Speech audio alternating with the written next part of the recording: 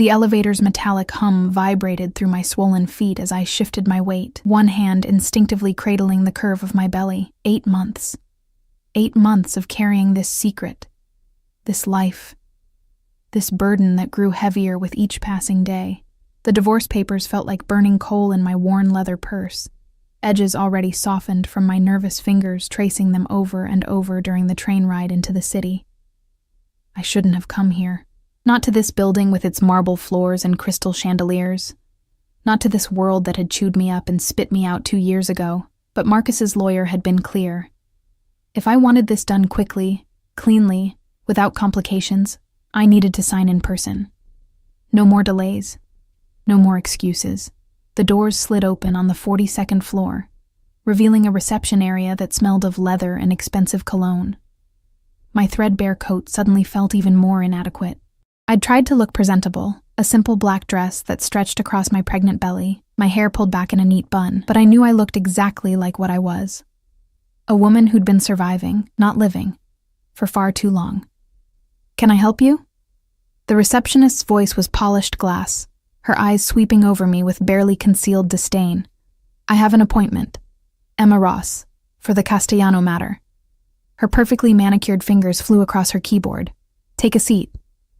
Someone will be with you shortly." I lowered myself carefully into one of the waiting chairs, my back aching. The baby kicked, a sharp jab against my ribs that made me wince. "Shh," I whispered, rubbing the spot. "Almost done. Just a signature, and we're free." Free. The word tasted like ash. I'd thought I was free when I left Marcus, when I'd packed my single suitcase and disappeared in the middle of the night. I'd thought I was free when I'd moved 3 states away, when I'd taken the job at the diner, when I'd convinced myself that I could build a life from nothing. But freedom, I'd learned, was just another kind of prison when you were alone. The elevator chimed again. I didn't look up. Not until the entire atmosphere of the room changed. It was like a pressure drop before a storm. That electric tension that made the hair on your arms stand up. The receptionist straightened immediately, her professional mask slipping into something closer to fear.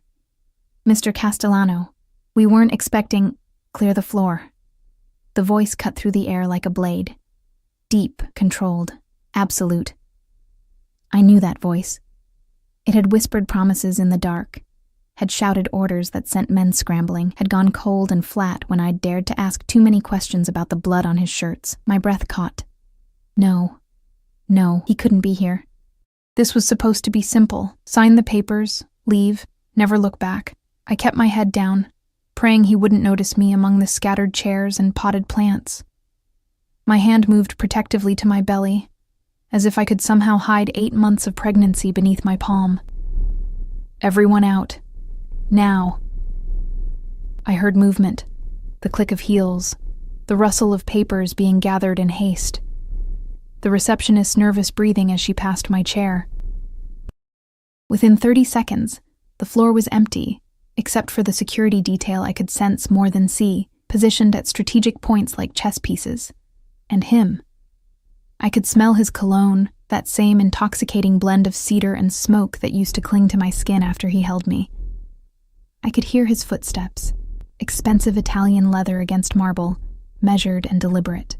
He was walking through the reception area, probably heading to the conference room where his empire was managed with signatures and threats. "Just don't look at me. Please, God, just walk past." The footsteps stopped.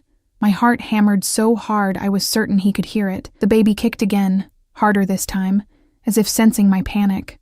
I pressed my hand more firmly against my stomach, willing everything to be still, to be invisible. Emma. Not a question. A statement. My name in his mouth after 2 years of silence, and it still had the power to make my spine straighten. My pulse race. I forced myself to look up. Dante Castellano stood 5 feet away, and time might as well have stopped. He looked exactly the same, sharp jaw, dark hair perfectly styled, a charcoal suit that probably cost more than I'd earned in 6 months.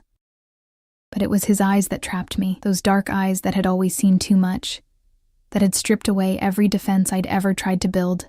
Those eyes were currently traveling down my body, stopping at the unmistakable swell of my belly.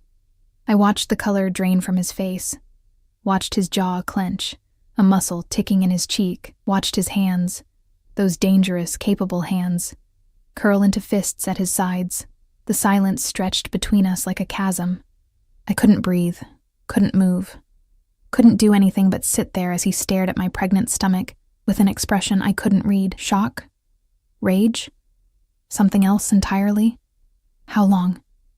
His voice was barely above a whisper, but it carried the weight of a threat. I swallowed hard. That's not... I'm here to sign papers. That's all. How? Long. 8 months. The words tumbled out before I could stop them. But it's not. This isn't why I'm here. I just want to finalize everything and leave. He moved then, crossing the distance between us in 3 strides. Before I could react, he was crouching in front of me, his hands gripping the arms of my chair, caging me in. This close, I could see the storm building in his eyes, could feel the barely controlled fury radiating from him. 8 months, he repeated, his voice deadly soft. You've been carrying my child for 8 months, and you didn't think I deserved to know? It's not... I started, but the lie died on my lips when I saw his expression. Don't. The single word was a warning. Don't you dare try to tell me this baby isn't mine. I can count, Emma. I know exactly when you left. My throat tightened. Of course he knew. Dante knew everything. It was one of the things that had terrified me about him. The way he collected information like other people collected stamps. The way he could piece together truths from the smallest fragments. I wasn't going to say that, I whispered. I was going to say it's not your concern. Not anymore. Something dangerous flickered across his face. Not my concern? You're carrying my child, and you think it's not my concern? You never wanted children. You said... I said a lot of things. His hand moved before I could stop him, reaching out to hover just above my belly. He didn't touch, but I could feel the heat of his palm through the thin fabric of my dress. Did you really think you could hide this from me? Did you really think I wouldn't find out? I was going to tell you. After. The lie tasted bitter. I had no intention of ever telling him. I was going to sign the papers, disappear again, raise this baby alone in my tiny apartment above the diner where no one asked questions, and everyone minded their own business. After what? After you'd stolen my child? After you'd made sure I'd never know I was a father? You're a monster, Dante. The words ripped out of me, 2 years of suppressed fear and anger finally breaking through. You're a criminal. You hurt people. I never hurt you. The quiet intensity of his words stopped me cold, because it was true. In all the time we'd been together, through all the darkness I'd witnessed, all the violence that swirled around him like a permanent storm, he'd never once raised a hand to me. He'd sheltered me from the worst of his world, had kept me in a golden bubble where I could pretend that the man who kissed me goodnight wasn't the same man who'd ordered someone's death before breakfast. But that bubble had shattered the night I'd overheard him on the phone, casually discussing the elimination of a problem that turned out to be a 23-year-old kid who'd skimmed money from the wrong account. I'd realized then that it didn't matter how gentle Dante was with me. His hands were still stained with blood. You didn't have to, I said quietly. I was already dying inside, living in your world. His jaw clenched again. For a long moment, he just stared at me, and I saw something I'd never seen before in Dante Castellano's eyes, uncertainty. Then he stood abruptly, pulling out his phone. Antonio. Yes. Cancel everything. Everything. I don't care. Handle it. He ended the call and slipped the phone back into his pocket, his attention never leaving me. You're not signing anything today. What? No. Dante, I have to... The only thing you have to do right now is come with me. We need to talk. Really talk. I'm not going anywhere with you. Emma. He crouched down again, and this time when his hand moved to my belly, he made contact. His palm was warm through my dress, possessive and gentle all at once. The baby kicked against his hand, and I watched his entire expression transform. Wonder. Pure, unfiltered wonder. Please, just give me an hour. If you still want to sign those papers after we talk, I won't stop you. I should have said no. Should have stood up, walked away, protected myself and my baby from the magnetic pull of this dangerous man. But there was something in his voice, something vulnerable beneath all that controlled power. that made me hesitate. 1 hour, I heard myself say. And then I'm leaving. He stood, offering me his hand.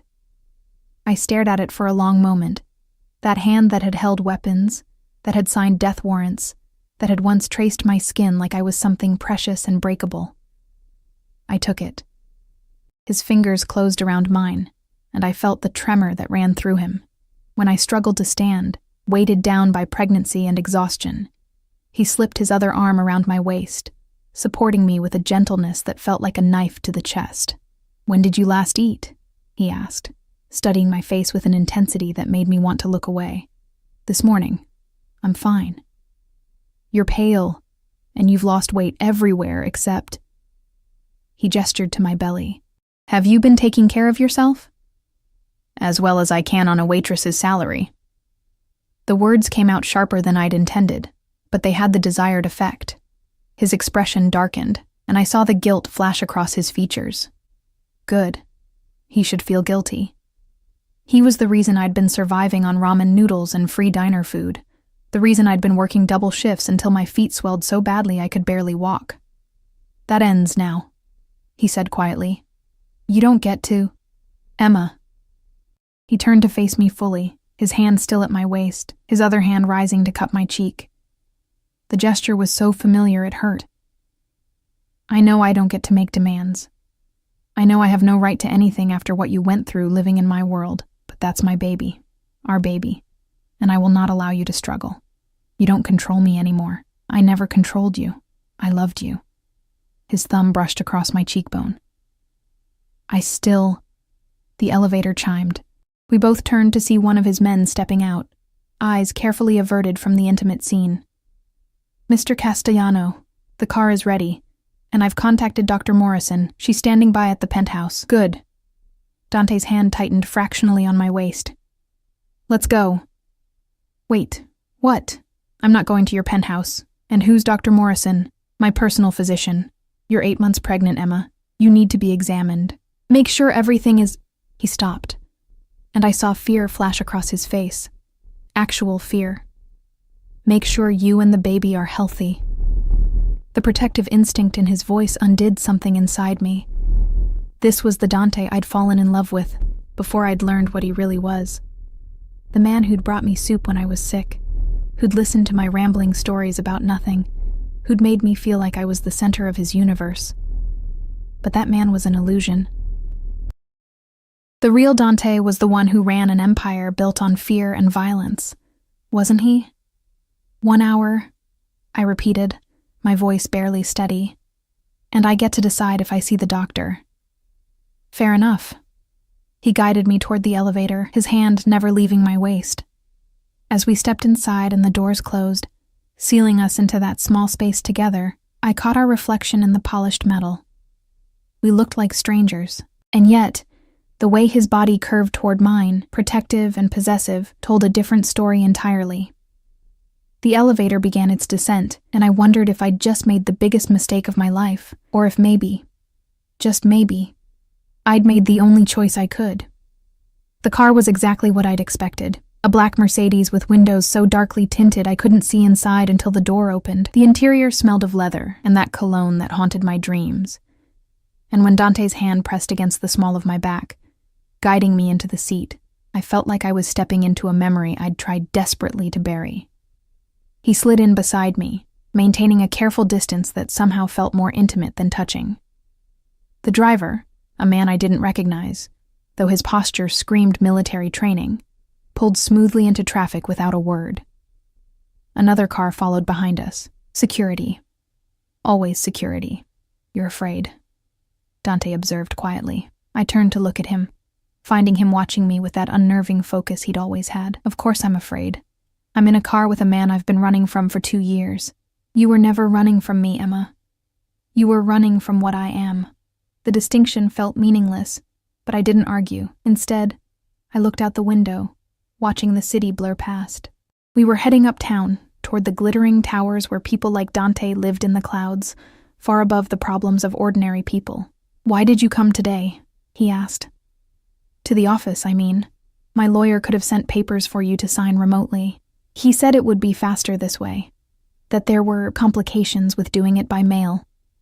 He lied. Dante's voice hardened. Marcus has been stalling for months.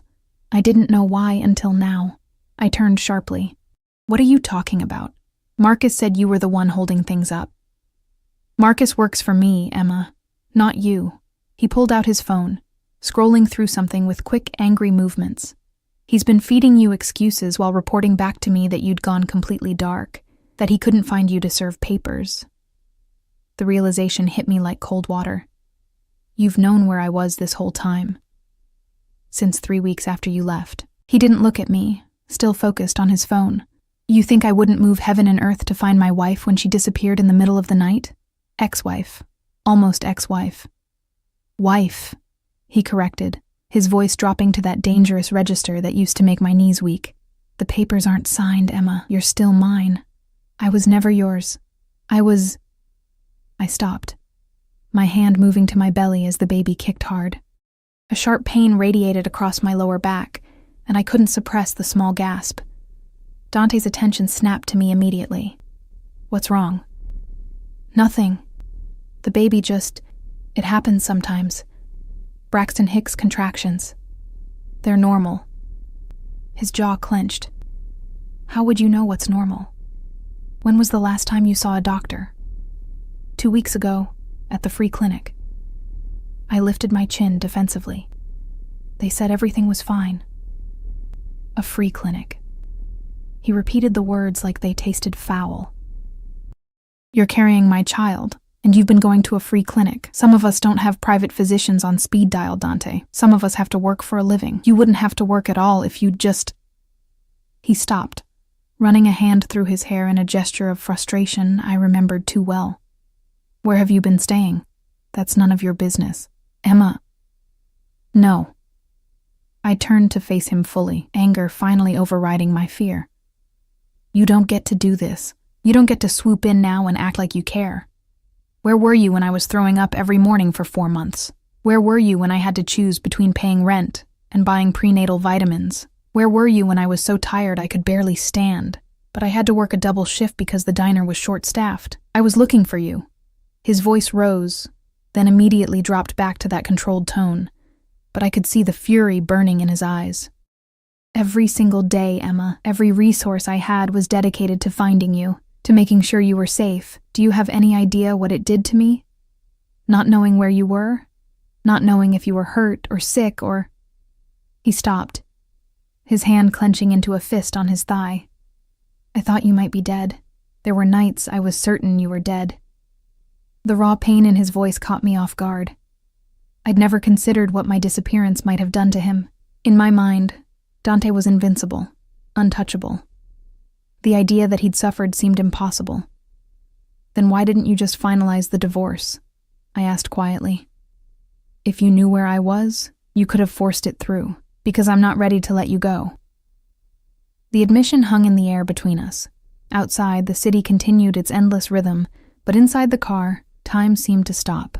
I stared at him, at the man I'd once loved with a desperation that terrified me, and I saw something in his expression that made my chest tighten, longing, regret, and beneath it all, that same possessive hunger that had both thrilled and frightened me. Dante, we're here. The car had pulled up to a building I recognized, one of the most exclusive addresses in the city. The doorman was already opening my door, and Dante was out and around to my side before I could protest, offering his hand again. I didn't take it this time. I managed to extract myself from the car on my own, though the movement was awkward and ungainly. My independence lasted exactly 3 steps before another contraction hit, this one stronger than the last.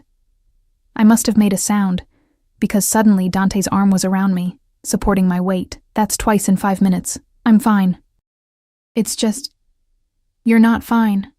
He was already guiding me toward the entrance, his body curved protectively around mine. And you're seeing the doctor. No arguments.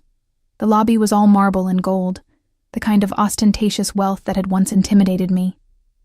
Now I just felt tired of running, tired of pretending I could do this alone, tired of carrying the weight of my choices.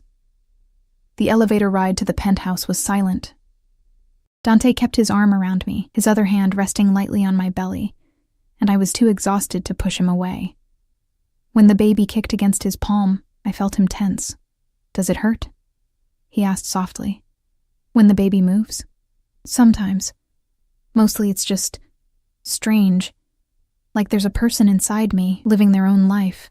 "There is a person inside you." His voice was filled with wonder. "Our person." The elevator doors opened directly into the penthouse, a security feature I remembered from before. Nothing had changed. The same modern furniture, the same floor-to-ceiling windows overlooking the city, the same grand piano in the corner that Dante had never learned to play. But there was something different. On the coffee table sat a stack of books, pregnancy guides, parenting manuals, books about child development. All of them looked well read, pages marked with sticky notes. I stared at them, my throat tightening. "Dante, I told you. I've been preparing."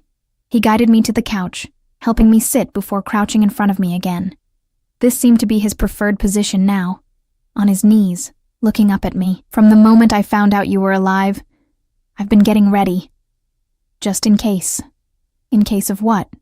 "In case you came back." His hands rested on my knees, warm and steady. "In case I got a second chance." Before I could respond, the elevator chimed again. A woman in her 50s stepped out, carrying a medical bag. She had kind eyes and a professional demeanor that immediately put me at ease. "Dr. Morrison," Dante said, standing. "Thank you for coming on such short notice." "Of course." She smiled at me. "You must be Emma. I'm Claire Morrison. I specialize in high-risk pregnancies, though I'm sure there's nothing to worry about. Dante has told me a lot about you." I shot him a look. He had the grace to look slightly embarrassed. "Let's get you examined, shall we?" Dr. Morrison set down her bag. "Is there somewhere we can have some privacy?" "The bedroom." Dante gestured toward the hallway. "I'll show you." "I know where it is," I said quietly. Because of course I did. I'd slept in that bedroom for 6 months, had memorized every inch of that space. The thought of going back there made my chest ache. "Doctor." Morrison helped me up, and I walked slowly down the hallway, feeling Dante's eyes on my back with every step. The bedroom was exactly as I remembered. King-sized bed with charcoal sheets, minimalist furniture. That same painting on the wall that I'd always thought looked like a storm over an ocean. "Lie down, dear," Dr. Morrison said gently. "Let's see how you and baby are doing."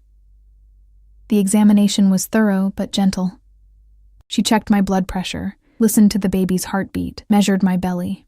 Through it all, she asked questions. When was my due date? Had I been experiencing any unusual symptoms? Was I feeling the baby move regularly? "Everything looks good," she finally announced, helping me sit up. "Baby's heartbeat is strong, position is good. But Emma, you're measuring a bit small. Have you been eating enough?" I felt my cheeks heat. "I eat. It's just, finances have been tight." Her expression softened with understanding, not judgment. "I'm going to write down some recommendations for you. High-protein foods, prenatal vitamins, the good ones, not the cheap ones from the drugstore. And you need to be taking it easy. Working on your feet all day isn't good for you or the baby, especially this late in the pregnancy." "I don't have a choice. I have to work." "Actually," Dante's voice came from the doorway, "you don't." I turned to find him leaning against the frame, arms crossed. How long had he been standing there? "I told you to wait in the living room," Dr. Morrison said mildly. "It's my penthouse, and my child." He pushed off the frame, walking into the room. "What did you find?" Dr. Morrison looked at me for permission. I nodded, too tired to fight. "Mother and baby are healthy, but Emma's under too much stress. She needs rest, proper nutrition, and someone to make sure she's not overdoing it." She packed up her equipment. "I'd like to see you weekly from now on, Emma, just to monitor things as we get closer to your due date." "I can't afford—" "It's handled," Dante interrupted. "Send the bills to me, Claire." "Of course." Dr. Morrison smiled at me again. "I'll let myself out. Emma, take care of yourself, and call me immediately if you have any concerns, anytime, day or night." She handed me her card. After she left, silence filled the room. Dante stood by the window, backlit by the afternoon sun, and I could see the tension in his shoulders. "You're not going back to that diner," he said finally. "You can't tell me what to do." "I'm not telling you. I'm asking." He turned to face me. "Please, Emma. Stay here. Let me take care of you. Let me—" His voice cracked slightly. "Let me be there for our child. Even if you can't forgive me, even if you still want the divorce after the baby is born, just let me do this."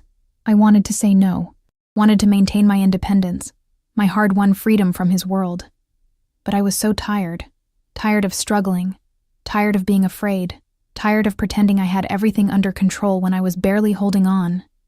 "Just until the baby is born," I heard myself say. "And we need rules. Anything. Separate bedrooms. You don't make decisions about the baby without consulting me. And if I want to leave, you let me go. No tricks, no tracking, no, I'll let you go if that's what you really want." He moved closer, stopping just out of reach. "But I'm going to fight like hell to convince you to stay." The intensity in his eyes made my breath catch. This was dangerous. Being here, in his space, letting him back into my life even temporarily. It was like standing at the edge of a cliff, but what choice did I have? The baby kicked again, as if casting a vote, and I pressed my hand to the spot. "Okay," I whispered. But just until... The rest of my sentence was cut off by a sharp, searing pain that ripped across my abdomen, not a Braxton Hicks contraction. Something else. Something wrong. I gasped, doubling over, and Dante was there instantly, his hands on me, his voice sharp with panic. "Emma? Emma, what's wrong?" Something's... The pain intensified, and I felt wetness between my legs. When I looked down, my dress was stained with blood. "No," I whispered. "No, no, no." Dante was already on his phone, already barking orders. "Claire, get back here now. Call an ambulance. Move." His arm wrapped around me as I started to slide off the bed, and the last thing I saw before the world went gray was the terror in his eyes. Absolute, consuming terror. "Stay with me," he commanded, his voice the only anchor in the darkness. "Emma, stay with me. Please, don't leave me again. Please," but the darkness was already pulling me under. I woke to the steady beep of monitors and the antiseptic smell of a hospital. The ceiling was white, unfamiliar, and for a moment I couldn't remember where I was, or why every muscle in my body ached. Then it all came rushing back. The penthouse, the blood, Dante's terrified face. My hand flew to my belly. "The baby's fine." I turned my head to find Dante sitting in a chair beside the bed, looking like he hadn't slept in days. His suit jacket was gone, his shirt wrinkled and partially unbuttoned, his hair disheveled from running his hands through it. But it was his eyes that stopped me, red-rimmed and haunted. "You're sure?" My voice came out raspy. "I'm sure." He leaned forward, elbows on his knees. "Placental abruption.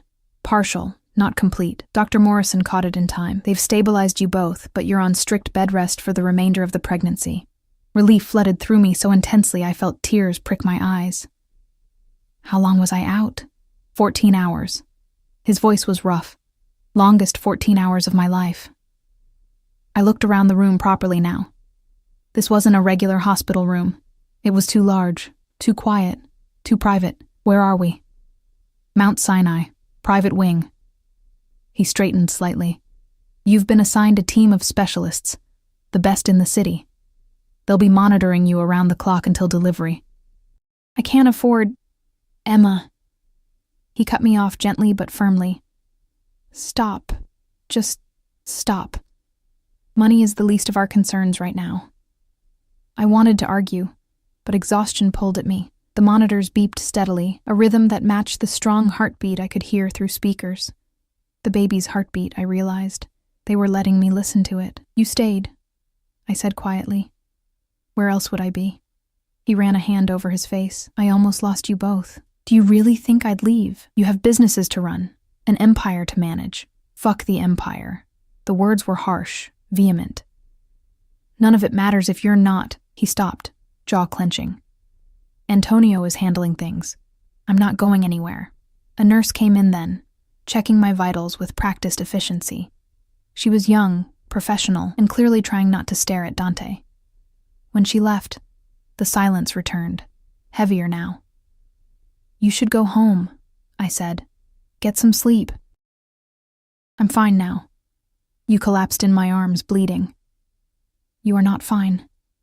The doctors said you've been working yourself to exhaustion, that you're malnourished, that the stress you've been under could have killed both of you." His voice shook with barely controlled anger. "So no, Emma, you are not fine, and I am not leaving." I closed my eyes, too tired to fight. "I did what I had to do. You should have come to me. You're a criminal, Dante. The father of my child shouldn't be someone who—" I stopped, aware that even hospital rooms might have ears. "Someone who, what, kills people? Runs illegal operations?" He stood abruptly, pacing to the window. "You think I don't know what I am? You think I don't live with it every day? Then why do you keep doing it?" He was silent for a long moment, staring out at the city lights.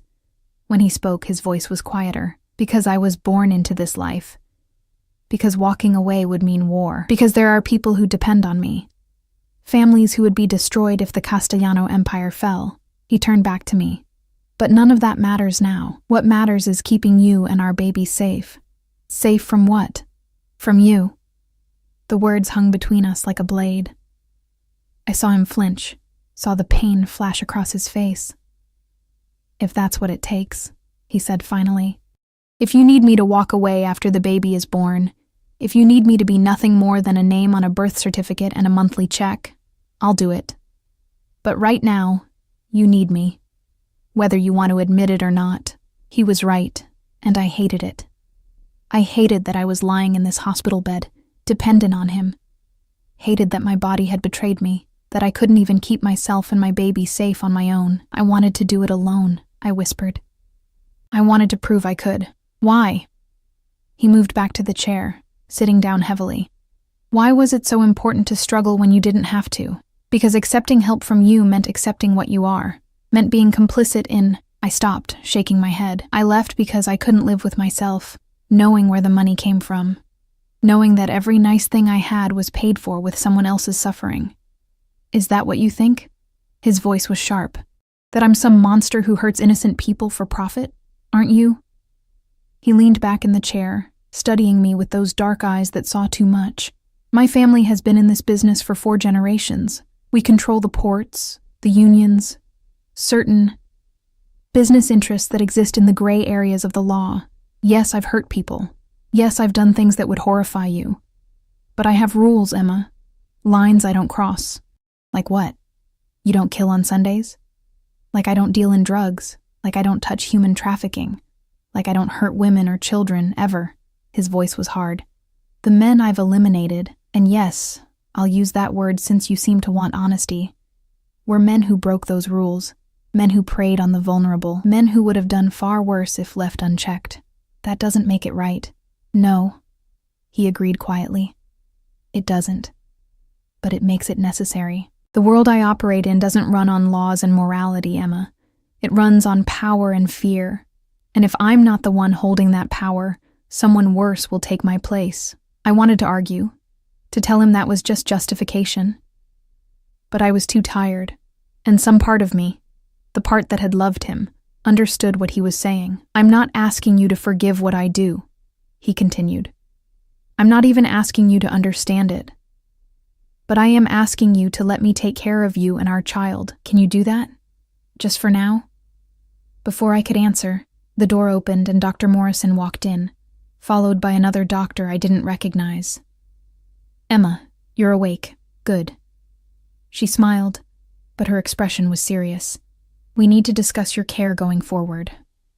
The next hour was a blur of medical terminology and treatment plans. The partial placental abruption meant the baby wasn't getting optimal nutrition. I'd need to be monitored constantly. Any sign of complications, and they'd have to deliver early. Bed rest was non-negotiable. I couldn't even get up to use the bathroom without assistance. "We'd normally keep you here," Dr. Morrison said, "but given the circumstances, Mr. Castellano has arranged for a full medical setup at his residence. You'll have round-the-clock nursing care, and I'll be checking on you daily." "I didn't agree to that," I said, looking at Dante. You need rest and safety, he replied calmly. The penthouse has both, and before you argue about independence, remember what the doctor said. You can't be alone. Not for a single moment. He was right, damn him. I couldn't go back to my tiny apartment above the diner. Couldn't take care of myself, let alone work. This is temporary, I said firmly. Just until the baby is born, whatever you need. But there was something in his eyes that said he was already planning for more than temporary. They kept me in the hospital for 2 more days, monitoring, stabilizing, making sure the baby's heartbeat stayed strong. Dante never left. He slept in the chair beside my bed, worked from his laptop when I was sleeping, and was instantly alert every time a nurse or doctor came in. On the 3rd morning, they cleared me for discharge. A wheelchair appeared, and Dante was there, helping me into it with a gentleness that made my chest ache. I can walk, I protested. Doctor's orders. No unnecessary strain. His hand rested briefly on my shoulder. Don't fight me on this, Emma. The car was waiting at a private entrance, the same black Mercedes, but this time with a second vehicle full of security. When I raised an eyebrow, Dante's expression was grim. Word is out that I have a pregnant wife. That makes you a target. The reality of his world came crashing back. A target for who? Anyone who wants to hurt me. He helped me into the car, sliding in beside me. Don't worry. No one will touch you. I'll make sure of it. The certainty in his voice should have reassured me. Instead, it reminded me of exactly why I'd run. This life, this constant danger. This was no place to raise a child. But as we drove through the city, Dante's hand found mine, lacing our fingers together, and I didn't pull away. The penthouse had been transformed. What was once a bachelor's minimalist space now had medical equipment set up in the guest room. Monitors, an emergency kit, everything needed for immediate care. A nurse was waiting, a calm woman in her 40s who introduced herself as Patricia. I'll be here during the day, she explained. Another nurse, Michelle, will take the night shifts. We're both experienced in high-risk pregnancies. Dante guided me to the master bedroom. The bed had been fitted with special pillows for pregnancy, and there was a small refrigerator stocked with healthy snacks within arm's reach. You thought of everything, I said quietly. I had 48 hours to prepare while you were in the hospital. He helped me onto the bed, adjusting pillows until I was comfortable. I need you to promise me something. What? That you'll actually rest, that you won't try to do things on your own just to prove a point. His hand cupped my cheek. I know you're independent. I know you hate needing help. But for the next month, can you just let go? Let me take care of you? The vulnerability in his voice undid me. This wasn't the cold Mafia boss, the feared Dante Castellano. This was the man I'd fallen in love with, the one who'd shown me glimpses of who he might have been in a different life. 1 month, I agreed. And then we talk about what happens after you've given birth safely, after you've recovered, after... He stopped, his thumb brushing across my cheekbone. After I've had time to show you that I can be what you need. Dante, I know I can't change what I am, but I can change how it affects you. He leaned down, pressing his forehead to mine. Please, Emma, give me this chance. I closed my eyes, breathing in his scent, feeling the warmth of his skin. This was dangerous. Every moment I spent with him, every tender gesture, every glimpse of the man beneath the monster. It was eroding my defenses, but I was too tired to fight, too tired to run, too tired to do anything but surrender. Okay, I whispered. His breath hitched.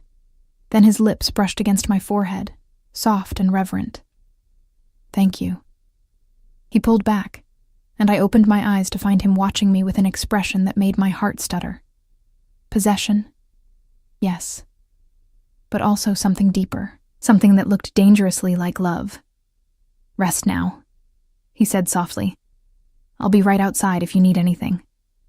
He started to move away, but my hand shot out, catching his wrist. He froze. Stay, I said before I could stop myself. Just stay until I fall asleep. The smile that crossed his face was like sunrise.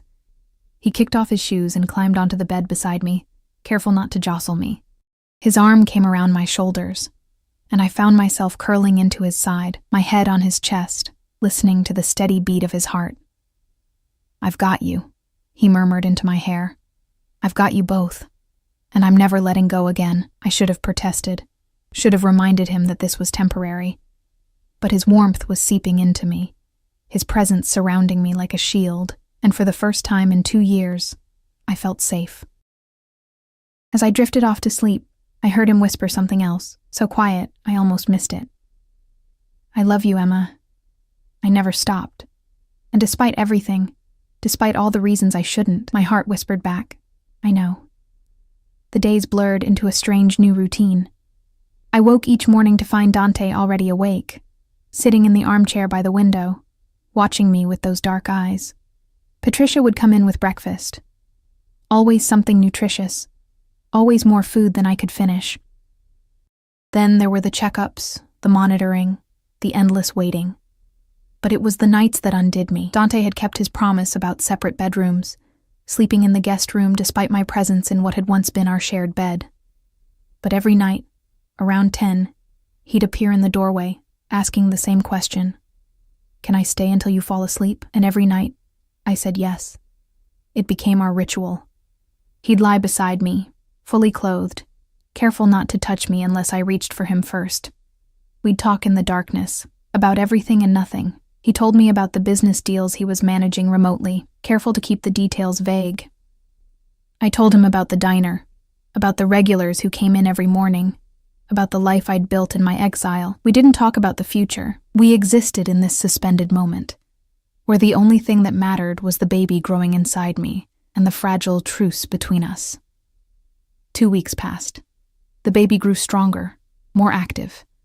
Sometimes, when a particularly hard kick woke me in the middle of the night, I'd find Dante already awake, his hand hovering over my belly, asking silent permission. I'd take his hand and place it where the movement was strongest, watching his face transform with wonder. "She's strong," he'd whisper. "She? Or he? I just have a feeling." His thumb would trace gentle circles over my stomach, strong and stubborn, like her mother. It was during one of these quiet moments, 3 weeks into my bed rest, that everything changed. I woke to raised voices outside the bedroom. Dante's voice sharp with authority, and another man's, one I didn't recognize. I sat up carefully, straining to hear. Don't care what Salvatore says. The answer is no. He's not asking, Dante. He's demanding. You know what that means. It means he's forgotten who runs this family. Dante's voice dropped to that dangerous register. Tell him if he has a problem with how I'm conducting business, he can come to me directly. But he stays away from her. That's non-negotiable. Silence. Then, he knows about the baby, about Emma. He's saying it makes you weak, that you're distracted. Get out. Dante, I said get out. And tell Salvatore that if he or anyone else comes near my wife, near my child, they'll answer to me personally. Do you understand? Footsteps. The elevator chiming. Then silence. The bedroom door opened slowly. Dante stood there, and I could see the tension radiating from him, the barely controlled fury in his eyes. How much did you hear? He asked. Enough. Who's Salvatore? He exhaled slowly, running a hand through his hair. My uncle.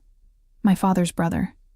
He's been unhappy with some of my recent decisions. Decisions like taking time away from business to take care of me. Decisions like refusing to expand into territories that would require methods I'm not willing to use. He came into the room, sitting on the edge of the bed. He thinks I've gone soft, that having a family makes me vulnerable. Doesn't it? I asked quietly. You just said I'm a target. The baby is a target. How is that not a weakness? It's not a weakness. It's a line in the sand. His hand found mine. Before you, I had nothing to lose. That made me reckless, dangerous in ways that even I didn't fully understand. But now, he squeezed my fingers gently. Now I have everything to lose. That doesn't make me weak. It makes me lethal. Because there is nothing I won't do to protect you both. The certainty in his voice sent a shiver down my spine. This was the man people feared. The one who controlled an empire through force and will. But it was also the man who brought me water in the middle of the night, who read pregnancy books with sticky notes marking important passages, who talked to my belly when he thought I was asleep. I'm scared, I admitted. Not of you, of this world you live in, of raising a child surrounded by danger. I know. He shifted closer, his free hand moving to rest on my belly. I've been thinking about that, about what comes after. After the baby is born, after you've recovered. He took a breath. I want us to leave. I stared at him. Leave? What do you mean? Leave the city. Leave this life. At least the visible parts of it. His words came faster now, like he'd been holding them in for too long. I've been setting things up. Antonio can run the day-to-day operations. I can manage the rest remotely. We could go somewhere quiet, somewhere safe. Raise our child away from, he gestured vaguely, all of this. You'd do that? Just walk away? For our family. I'd do anything for you. His eyes met mine, and the intensity there took my breath away. I know I can't erase what I am, Emma. I know I can't undo the things I've done. But I can choose what comes next, and I choose you. I choose our baby. I choose a life where my child doesn't have to grow up afraid. Tears pricked my eyes. Dante, you don't have to answer now. Just think about it. Please. Before I could respond, my phone buzzed on the nightstand. I rarely got calls anymore. My old life had faded into memory, and I had no one left who would reach out. So when I saw the number, my stomach dropped. The diner. Hello? Emma, it's Gary. My old boss's voice was tight with worry. Listen, I don't want to alarm you, but there were some men here today, asking about you. My blood ran cold. What kind of men? The kind that make people nervous. They wanted to know where you lived, when you worked last, if you'd mentioned anything about where you were going. He paused. Emma, what kind of trouble are you in? Dante was already on his feet, his expression dark. He held out his hand for the phone, and I gave it to him without question. This is Dante Castellano, who came to your establishment. His voice was pure authority. I watched him listen, his jaw clenching tighter with each passing second. Description. I see. No, you did the right thing calling. If they come back, you contact this number immediately. He rattled off a phone number. And Gary? Thank you for looking out for her. He ended the call, immediately dialing another number. Antonio. We have a problem. Someone's sniffing around Emma's old workplace. I don't know yet. Get me eyes on the diner and run down everyone who's been asking questions about my wife in the past month. He paused. No, not Salvatore's style. This is something else. He hung up and turned back to me, and I saw something in his face that terrified me. Not anger. Fear. What's happening? I asked. I don't know yet, but we're going to find out. He pulled out another phone. I'd learned he kept several, and made a series of rapid calls, each one short and clipped. Within minutes, he'd mobilized what sounded like an entire security apparatus. When he finally sat back down, his hand immediately went to my belly. As if reassuring himself we were still there, still safe. I need you to tell me everything, he said quietly. Everyone you talked to after you left. Every place you stayed. Every person who might have known you were pregnant. Why? What does it matter? Because someone is looking for you.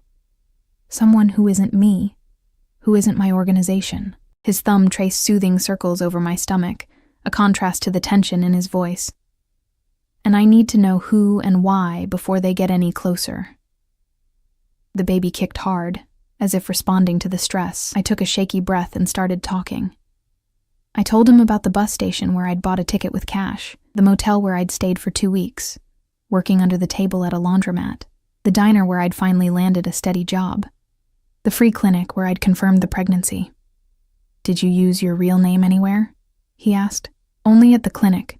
They needed ID for the medical records. His expression darkened. The clinic. What was it called? Women's Health Services, on Maple Street. Why? He was already on the phone again. I need everything you can find on Women's Health Services. Maple Street location. Patient records, staff, security footage, everything from the past 8 months. I don't care if it's legal. Get it done. He hung up and looked at me. Free clinics sometimes sell patient information, especially pregnancy records. Why would anyone want? I stopped, understanding dawning. The baby, he confirmed grimly. An heir to the Castellano fortune. Leverage against me. A target for anyone who wants to hurt me or force my hand. The room suddenly felt too small, the air too thin. Oh God. Dante, what if... No. He cupped my face in his hands, forcing me to look at him. No one is touching you. No one is touching our baby. Do you understand me? I will burn down this entire city before I let anything happen to either of you.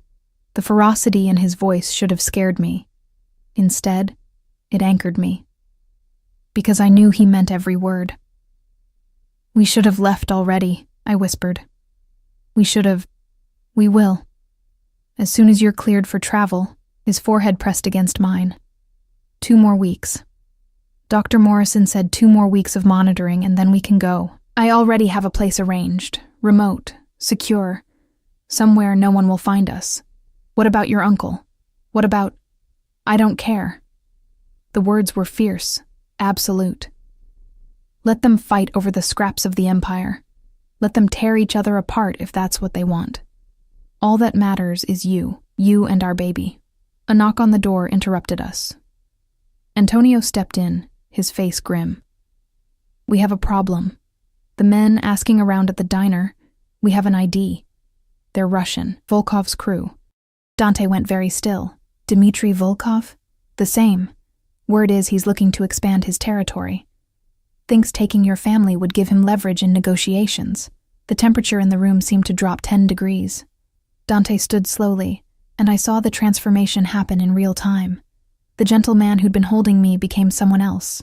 Someone cold, lethal, terrifying, double the security, no one in or out without clearance, and get me a meeting with Volkov. Dante, Antonio started. Get me the meeting.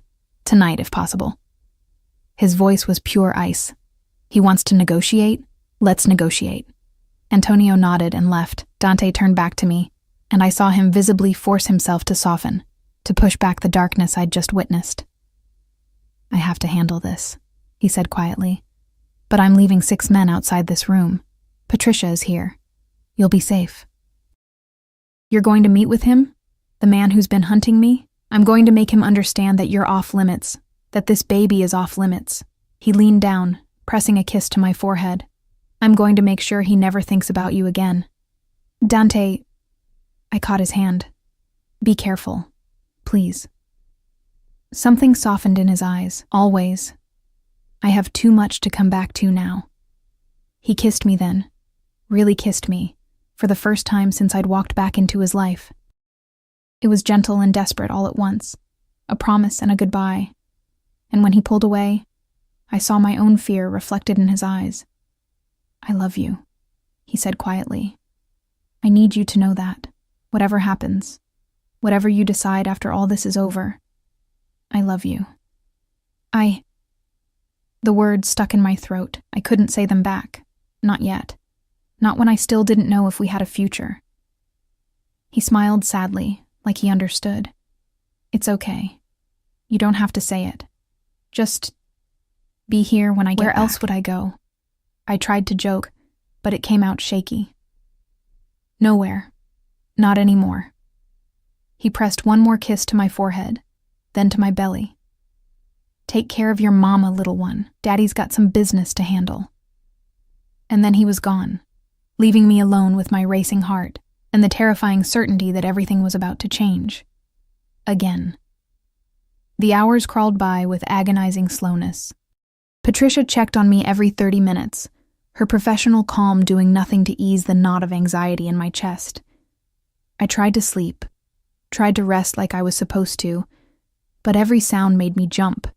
Every footstep in the hallway had me holding my breath, waiting. It was past midnight when I finally heard the elevator. I sat up as carefully as I could, my heart hammering. The penthouse door opened, and I heard low voices, Dante and Antonio, discussing something I couldn't make out. Then Dante appeared in the doorway. He looked exhausted, his tie loosened, his jacket gone. But he was whole, unharmed. The relief that flooded through me was so intense I felt dizzy. Hey, he said softly. coming to sit on the edge of the bed. You should be sleeping. You think I could sleep not knowing if you were... I stopped, shaking my head. What happened? It's handled. His hand found mine, squeezing gently. Volkov won't be a problem anymore. What does that mean? Dante, did you... I made him an offer he couldn't refuse. A ghost of a smile crossed his face. Turns out he wasn't actually interested in you or the baby. He was interested in the ports. Someone had told him that I was distracted, vulnerable, that now would be the perfect time to make a move. Someone? You mean your uncle? Salvatore. The name came out like a curse. He's been playing both sides, trying to force me out by making me look weak. The pregnancy was supposed to be proof that I'd lost my edge. So, what did you do? I gave Volkov the ports. He said it calmly, like he was discussing the weather. Not all of them. Just enough to keep him happy and to make it clear that I'm not interested in territorial disputes anymore. In exchange, he pulls back completely. No interest in my family, no moves against my remaining operations. I stared at him. You just gave away part of your empire? I gave away a piece of something I don't want anymore. His other hand moved to my belly, spreading protectively over our baby. What I want is this. You. Our child. A life that doesn't involve looking over my shoulder every second, wondering who's going to make a move next. And your uncle? His expression hardened. Salvatore made his choice. He sided with an outsider against family. There are consequences for that. The cold finality in his voice told me everything I needed to know. I should have been horrified. Part of me was. But another part, the part that had felt our baby's kicks, that had nearly lost everything in that hospital, understood. In Dante's world, betrayal wasn't forgiven. It was eliminated. It's done, he said quietly, reading my expression. All of it. Volkov has his territory. Salvatore is no longer a factor. And Antonio is taking over the remaining operations. I'm out, Emma. Really out. Just like that?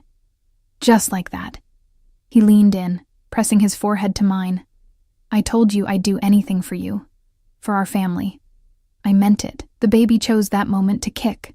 Hard enough that Dante felt it against his palm. He laughed. Actually laughed.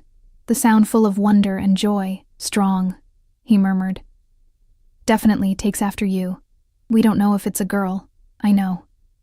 He shifted, lying down beside me and pulling me carefully into his arms. I can feel it. She's going to be fierce and stubborn and beautiful, just like her mother. I nestled against his chest, listening to his heartbeat steady and strong. What if it's a boy? Then he'll be fierce and stubborn and handsome. His hand traced lazy patterns on my back.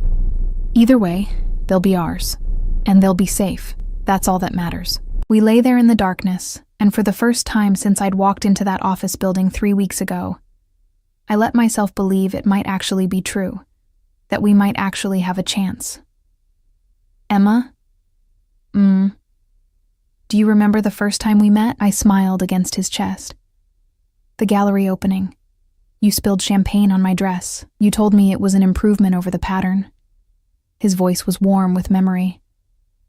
I fell in love with you right then. This woman who wasn't afraid of me, who looked at me like I was just another person, instead of Dante Castellano, head of the family. I didn't know who you were then. I know. That's why I fell so hard. His arms tightened around me. You saw me, Emma. Not my name, not my reputation, just me. And when I found out the truth, when I saw what you really were, you ran. Like any sane person would. He pressed a kiss to the top of my head. I don't blame you for that. I never have.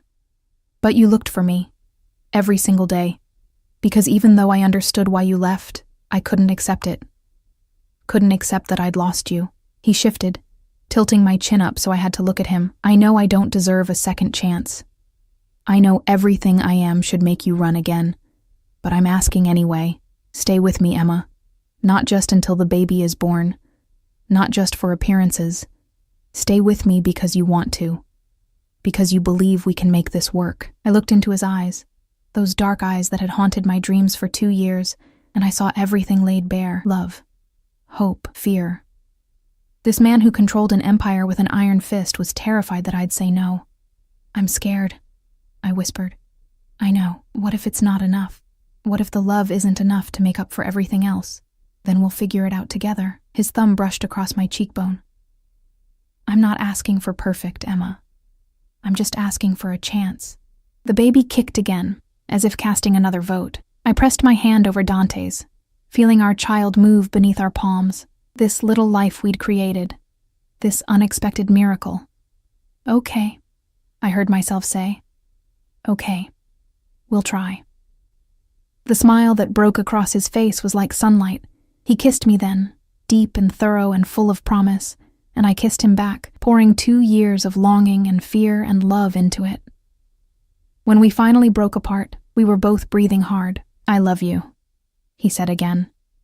God, Emma, I love you so much. I love you too. The words came easier this time. I never stopped. Even when I wanted to, I couldn't. He held me close, and we lay there together, talking and planning and dreaming. He told me about the house he'd arranged, a sprawling property in Montana, far from the city, with mountains and forests and space to breathe. He talked about teaching our child to ride horses, about quiet mornings and peaceful nights, about building a life that was ours. And slowly, I let myself believe it. The next 2 weeks passed in a blur of preparation. Dr. Morrison cleared me for travel. Though she insisted on coming with us for the first month after delivery, Dante arranged everything: the house, the staff, the security that would be invisible but present. Antonio flew out to Montana personally to supervise the setup. And through it all, Dante never left my side. I woke one morning to find him packing, carefully folding baby clothes we'd ordered online into a small suitcase. He'd developed a slight obsession with preparing, reading every book he could find, asking Dr. Morrison endless questions. We're really doing this, I said from the bed. He looked up, smiling. We're really doing this. No regrets? Not a single one. He came to sit beside me, his hand automatically going to my belly. You're my family now. You and this little one. Nothing else matters. The baby kicked in response, and we both laughed. 3 days before we were scheduled to leave, I went into labor. It started with a twinge during breakfast, so mild I almost ignored it. But Dante noticed immediately. He'd become hyper-aware of every expression, every movement. Emma? I'm fine. Just a cramp. 20 minutes later, another one. Stronger this time. Patricia was already on her phone, calling Dr.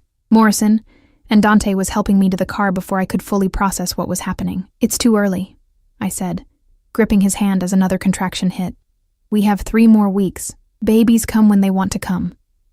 Dr. Morrison's voice was calm through the speakerphone.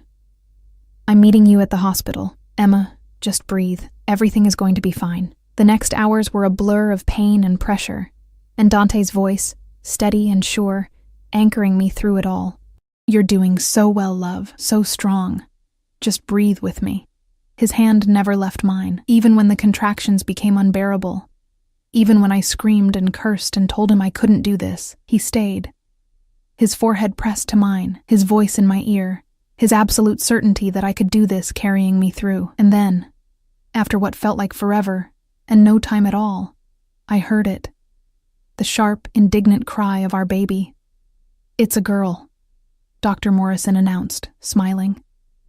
A beautiful, healthy girl. They placed her on my chest, this tiny, perfect creature with a shock of dark hair and lungs that could wake the dead. I stared at her in wonder, tears streaming down my face, and felt my entire world shift and realign. Oh, I breathed. Oh, Dante, look at her. He was crying too, I realized. This dangerous man who controlled an empire with fear was crying as he looked at our daughter. She's perfect, he whispered, his finger gently touching her tiny hand. She gripped it immediately, her cry quieting. She's absolutely perfect. What should we name her? I asked. He looked at me, then back at our daughter. Sophia.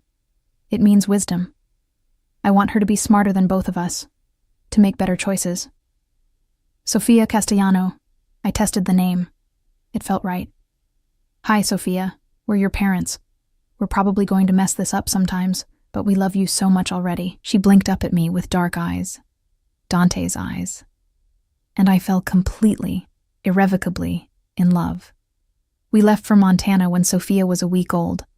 The private plane was set up with everything we could possibly need, and Dr. Morrison came with us, just as promised. Patricia, too, because I'd grown attached to her steady presence. When we landed and drove to the house, I caught my first glimpse of our new life.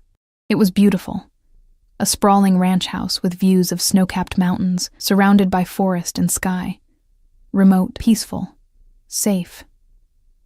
"What do you think?" Dante asked nervously as we pulled up.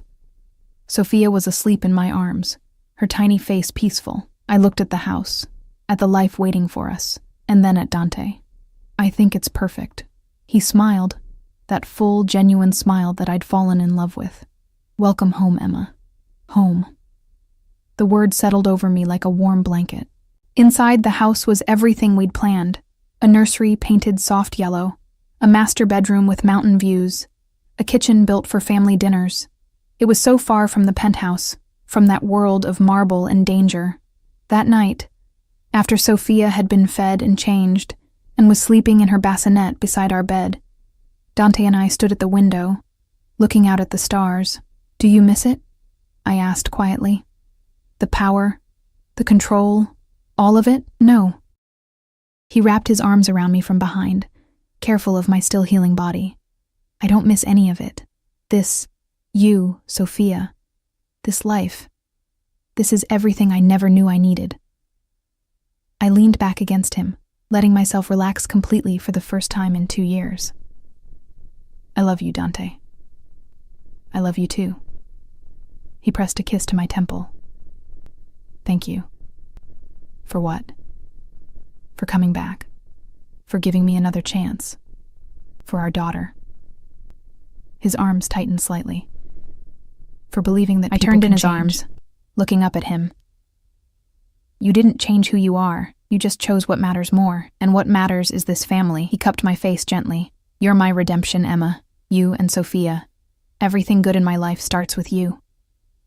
I kissed him then, soft and sweet and full of promise.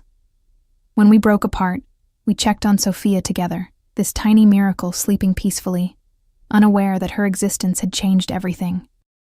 Dante's hand found mine as we stood over her bassinet. "We're going to give her everything," he whispered. "Love, safety, a choice about who she wants to be. She'll never have to live in shadows." "No," I agreed. "She'll live in the light." And as I stood there, with the man I loved, and the daughter we'd created, looking out at the mountains bathed in moonlight, I finally understood what freedom really meant. It wasn't running away. It wasn't being alone. It was choosing who you wanted to be, despite where you came from. It was building something new from the ashes of the past.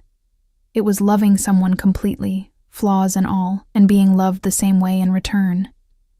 We'd both been prisoners once, me to my fear, him to his legacy. But here, in this house under these stars, with our daughter breathing softly between us, we were finally free. "Come to bed," Dante said softly, his hand warm in mine, and I did. Not because I had to, not because I was afraid to be alone, but because I wanted to, because this was my choice, my life, my family. Our story hadn't started perfectly. It had been messy and complicated and full of pain. But as I settled into Dante's arms, with Sophia's bassinet within reach and the Montana night quiet around us, I knew that the ending, our ending, was going to be exactly what we needed. Not perfect, not easy, but ours. And that was enough. More than enough.